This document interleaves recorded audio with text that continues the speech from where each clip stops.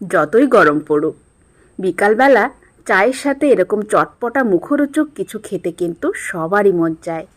আর সেজন্য পেঁয়াজ দিয়ে আজকে আপনাদেরকে বানিয়ে দেখাবো দারুণ মুখরোচক একটি রেসিপি।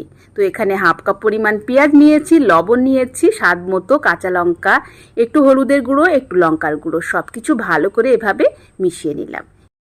এবার এখানে দিয়ে দিচ্ছি 2 টেবিল চামচ পরিমাণ বেসন, 1 টেবিল চামচ পরিমাণ ময়দা। ময়দাটা দিলে অনেক বেশি মুচমুচে হবে। এবার সব কিছু এভাবে আঠালো করে মাখিয়ে নিতে হবে, কোনো রকম কিন্তু জল দেওয়া যাবে না। এবার এলোমেলো সাইজে পেঁয়াজিগুলো তেলে ছেড়ে দিলাম। এপিট ওপিট লাল লাল করে ভেজে নিতে হবে। দোকানের পেঁয়াজি থেকে বাড়িতে বানানো এই পেঁয়াজিটা কিন্তু অনেক স্বাস্থ্যকর। আশা করি চায়ের সাথে জমিয়ে পরিবেশন করবেন।